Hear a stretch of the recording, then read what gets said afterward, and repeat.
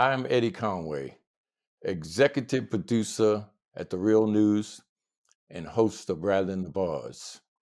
2 years ago, on the 50th anniversary of the assassination of Dr. Martin Luther King, we held a program in the Real News Network building. We brought together a wide range of people from the community in honor of Dr. Martin Luther King, in recognition of his service, and in recognition of his legacy. And even today, 50 years later, there continue to be poor people's campaigns across America. A lot has changed since we did this program 2 years ago. Uh, we are in the midst of a pandemic in America.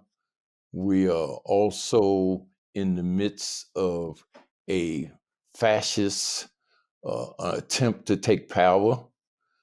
Uh, and people can no longer gather in large gatherings. So I think it's important that we look at what was being said 2 years ago and what was being said 50 years ago and weigh that against what's going on today. We have brought together two prominent people that continues to do the work of Dr. Martin Luther King. Former Ohio State Senator Nina Turner, who's now running for Congress, uh, represents the history and the legacy of Black women in struggle uh, throughout the ages. In America, we had Fannie Lou Hamer, we had Rosa Parks, we had Ella Baker, we had Harriet Tubman, we had a host of Black women that took up the banner for civil rights and human rights and pushed the struggle forward. In fact, we would not be where we are today if women had not led the charge to make changes in America. Nina Turner is working in the tradition of those women as well as Dr. Martin Luther King. Our second guest speaker was Danny Glover, well-known actor and activist in America and the world. What people don't know a lot of times is that he and his fellow students at San Francisco State uh, led the longest student strike in the history of America, making demands about Black studies and Black history studies. At the end of that strike, they won the right to have Black studies, Black history departments, and that spread all across the country. And so, in effect, Danny Glover is one of the fathers of Black student unions, Black studies, and Black history departments.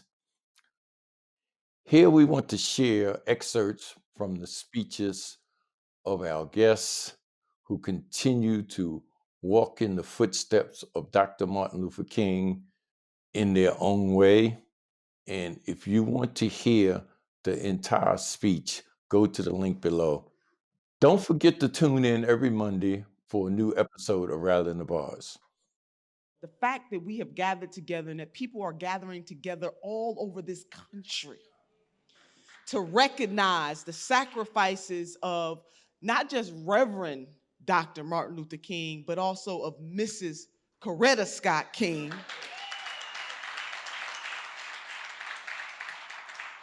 And their children, their entire family sacrifice for this justice journey. And sometimes we just can't. I just want us to wrap our mind around that they gave so much to fight for justice in this country. Wrap our mind around that, because today in this country, for the most part, we can speak out against injustice without worrying about somebody coming to kill us. For the most part. For the most part. And so we owe a debt of gratitude to that family and to all of the freedom fighters whose names we know and those whose names we do not know. We owe them a debt that we will never, ever, ever, ever, ever be able to repay. But sisters and brothers from all walks of life, we ought to put a down payment on the debt. We can't repay it, but we need to put 5 on it. We need to put 10 on it, 20 on it. We need to put some time, some treasure, and some talent on the debt. And that is all of us. Because what the Reverend Dr. Martin Luther King was fighting for was for decency and dignity and liberation of the people who Zerl Neale Hurston said, whose skin has been kissed by the sun. And what the Reverend Dr. Martin Luther King understood is that African-American liberation, that Black liberation was the liberation of humanity. And he did not equivocate on that. He was radical because he was fighting against the status quo of his day. I don't know how many of you had the opportunity to read what Reverend Jesse Jackson wrote today in the New York Times, but I encourage you to read that because he told the absolute truth. And sometimes we don't want to deal with the truth. And the truth of the matter is that at the time that the Reverend Dr. Martin Luther King Jr. lived, wrap your mind around this. A man that was a champion for justice and peace and love.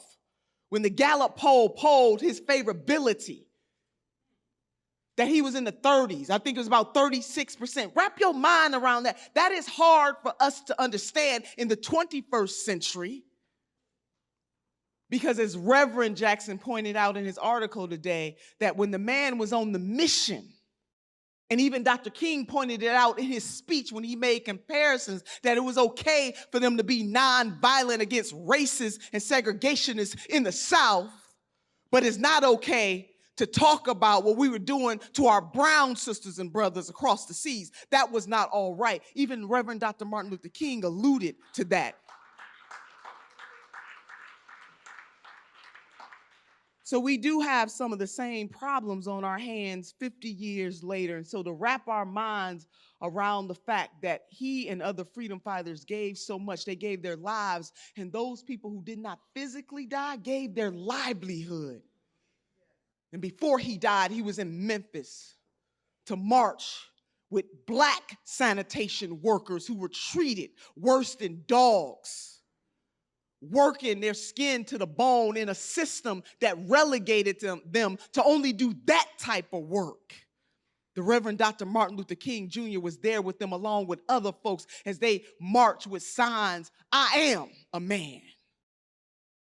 I am a woman. I am somebody. I am a human being. I am entitled to love and decency and dignity. I am." And so we need to begin to tell the truth about the history. That a lot of times, as Professor Eddie Glaude wrote about the whitewashing of the legacy of the Reverend Dr. Martin Luther King Jr., how people on the right use him and twist his words about judging people by the content of their character and not by the color of their skin, forgetting to put the emphasis on the fact that he was talking about how this country would not give African-American folks an equal opportunity to live out their greatest greatness. That's what he was talking about. And how you got people on the left, these so-called Democrats,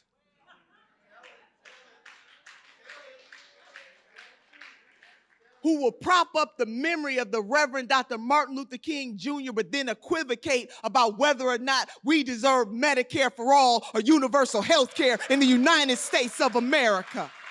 We done with that.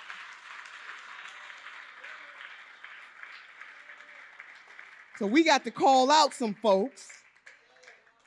And in his speech, Dr. King made it clear that time has passed for superficial patriotism. Sisters and brothers, can I say, and the time has passed to be loyal to parties who are not loyal to our people. The time has passed. The time has passed. I've read this beyond Vietnam speech so many different times. I've listened to it, I've heard parts of it, I heard it quoted in various forms and everything else, but I understand the essence of all that we search for and all that we try to understand. In some sense, he contextualized so much into this speech. He brings us to the truth and the reality that we live. In his voice about racism, extreme militarism, his connecting those to materialism, all those things are the things that we in some sense contextualize, but somewhere in his voice, his profound voice, he was able to take those and have us understand even more than we thought we were capable of understanding. And for King knew that he was not the movement, he was part of a much larger movement. When Dr. King talked about the World House, he understood the relationship that what happens here, between what happens here and what happens in the rest of the world. But King comes from a long family of traditionalism, of internationalism. He's a history grounded in the voices of Paul Robeson, the voices of W.E.B. Du Bois, the voices of Eugene Debs, the voices of Emma Goldman. That's where King comes out of that contact. The voices of those profound and prophetic ministers and truth tellers before him. He comes out of that context as if he listened to every one of those voices, in which he absorbed every one of those voices that gave him an opportunity to contextualize not what's happening that at that particular point, that those voices flourished and were able to resonate in our public space, in our public life, but what it meant for today and this moment. So as we use this barometer, this space, this place, right here at that moment that we hear his voice now, we see the manifestation of that prophecy, the manifestation of his telling us that what we need to do as citizens, ordinary citizens, in service. In service. King always said you didn't take a PhD to serve. You know, it didn't take a great education to serve, but to serve humanity, to serve in that way. King brought us that, the sense of service, ultimately, the sense of an embodiment of ourselves and giving of ourselves, connecting service to love, love for humanity, connecting service to our compassions to heal our possibilities of transformation. And that's what we're talking about. In every moment we see that. We see it in every generation. We see those things that happen in a moment that we now begin to think that we're on the path to something. But we know we have to continue to fight. We know that we have to continue to move forward. We know that we have to take the contradictions that exist today at this moment and understand that their historic significance, their past significance, and the relationships that are spun from those for today and the actions that we need to take. We know that. We know that more than ever. It's not as if we had at the end of this and we had no Trump in the White House, and we had some other manifestation of the Democratic Party. We would have had to deal with the same issues. We'd have to come to terms with the same reality, the same truth. You know, that what is it? Whose democracy is this? It's a major question that has happened in the history of this country. Whose democracy does this belong to? And whose voices are the ones that resonate and fight and struggle and dig their feet into the ground and say, we're going to stand here, we're not going anywhere. Those are our voices, the voices of service, the voices of those who've been dispossessed, the voices of those who've been disenfranchised. And it's our service and our responsibility through what we do, not only in domestic politics, but how we understand and our imprint in foreign policy as well. It's our responsibility to wage this fight and to keep on waging this fight for not only simply us, but for future generations. For the transformation that King talked about, it was so clear, as if he spoke not 50 years ago, but yesterday about transformation. That's what he talked about. That is our responsibility. Those of us who are here and have been here and marched through those particular points in time over the last 50 years, it's our responsibility to train the new young voices here, right here in Baltimore, to train the new young voices everywhere here, to find ways of building coalitions, to understand that when we talk about Black Lives Matter, when we talk about the decade of African descendants, we're not just talking about black people, we're talking about humanity.